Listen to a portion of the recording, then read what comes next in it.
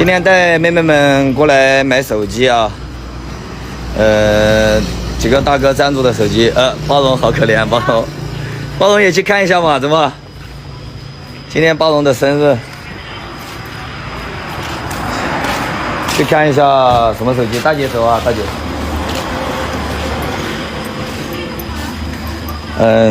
咱们的阿咪，所以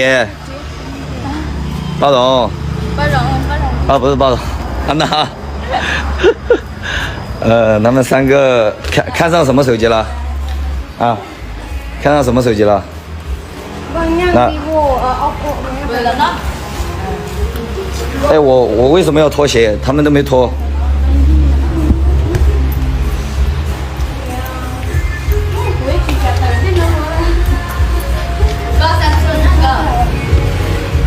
哪一个？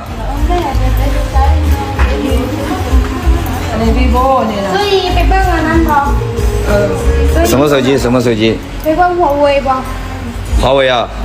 看华为吗？可以，华为。支持咱们中国的 OPPO、vivo 也可以，华为嘛。那个是新来的，随便嘛，看哪里都可以。ตัวนี้จะเป็นตัวออกใหม่ล่าสุด哪一个？这个吗？ตัวนี้จะเป็นตัวออกใหม่这个是华为哦。ตัวนี้จะเป็นเทคโน这个是什么手机啊，大姐？啊？华为的。ตัวนี้5,300,000นั่นล่ะ5,300,000有没有少？买3台有没有少？问他们。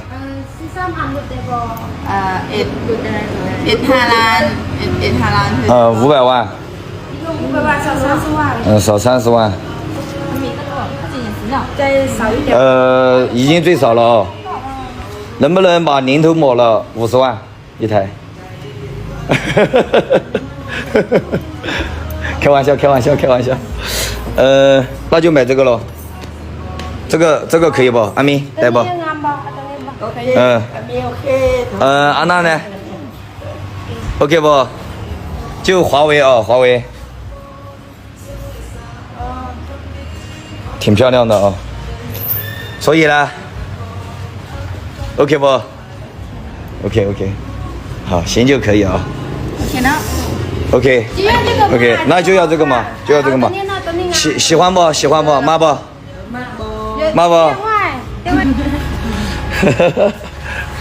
阿龙没关系嘛，不冰洋的。哦，这个是送的东西哦。这个是赠送的，是不是？来看一下。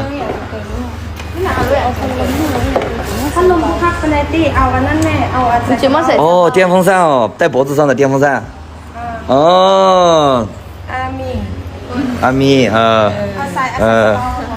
还送一个这个，买手机送这个。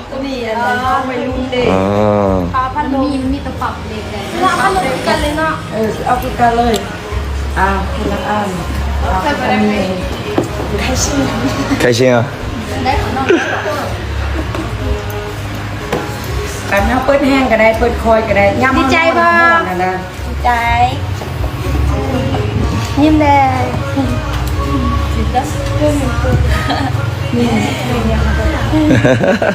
阿咪可以啊。阿咪ดีใจป่ะ这个玩意儿是戴在脖子上开风的哦。哎，有声音，听到没有？哦，它是这个位置出风，那个。เลือกเอาเลยเพราะว่ามันมี3สีบอสสีเดียวแม่สบายดียังต้องมีลูกแล้วดิค่อยมีลูกแล้ว没事。哎，多少钱啊？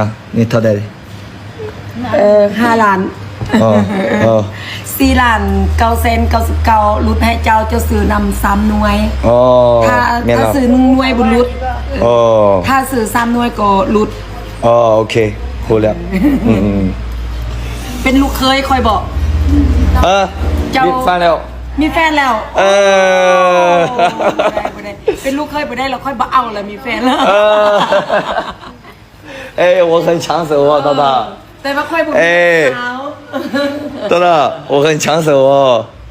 那个阿姨让我做她女婿哦，怎么办？ ค่อยยกเจ้าซื้อๆค่อยบ่มีลูกสาว 没มีลูกสาว มีแต่ผู้ชายทรงคนจะเอาบ่ผู้ชาย 那 โน 不，张มีลูกสาว的， บ่มี มี的， บ่มีเป็นหยังบ่มี 有女儿，快吃，有两个儿子。快吃，张มี。有一个，他有一个。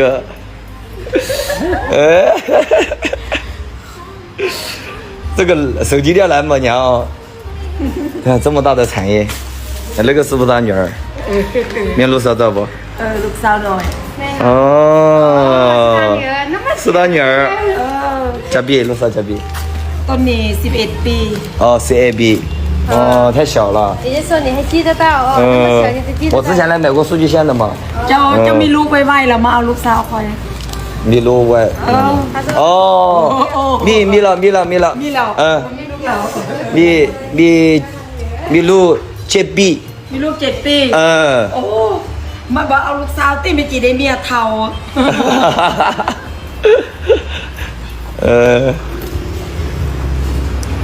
可以啊，每个人一个风扇，一个手机，还送一个膜，可以啊。 เบอร์แท็กให้แค่ให้เบอร์มีเหรอบอกลูกมีเหรอเบอร์ 现在每个人都是很专心的看着自己的手机啊。 ผู้ใดยินเดี๋ยว 哎呀。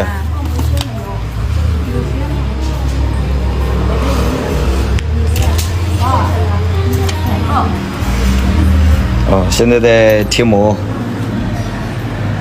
华为的手机啊，贴膜。 ตัวนี้ก็ให้ฟรี 哦，还飞。ดีใจปะ ดีใจแท้ ดี ใจเด้อ เอ้ยขอบใจขอบใจ ใจหลายๆเด้อ ขอบใจหลายๆเอ้ยพ่อบอก นับเป็นอีกคน พ่อบอก大概大，啊，知道吗？他多大？你猜25， 21，比我小5、6岁。 21岁。那我我26。他有มีแฟนแล้วบ่ มีแล้ว อ๋อแต่งงานแล้วบ่มีลูก3 คน 有3个男朋友。 อ๋อมีแฟน3 คนอ๋อ แล้วจะเป็นอีกก็ได้ อ๋อ还要我一个哦มี3คนแล้วเหลืออีก4คน เอาอีกบ่เอาผู้บ่าวจริงอีกบ่ ได้อยู่จะได้บ่จีน 哦将来快深造可以造哦OK บ่ ได้11ปี了他21哦我知道刚พอแล้วบ่ พอแล้ว 好的啊来走吧跟他说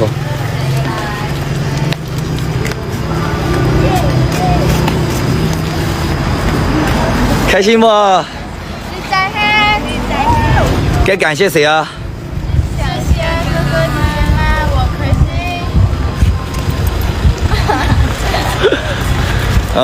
走了